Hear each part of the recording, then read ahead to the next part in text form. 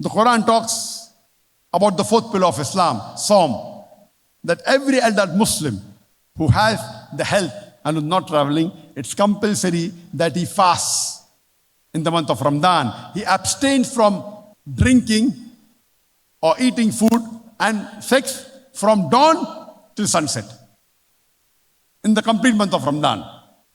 I call Ramadan as the overhauling of the human body. Like when you have a car or a motorcycle, you're required to service it. Maybe every 6 months, every year. Similarly, if you call this human being a machine, it requires servicing at least once a year for 1 month.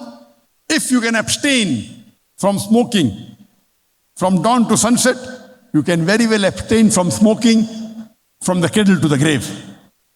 If you can abstain from drinking alcohol from dawn to sunset, very well you can abstain from having alcohol from the cradle to the grave.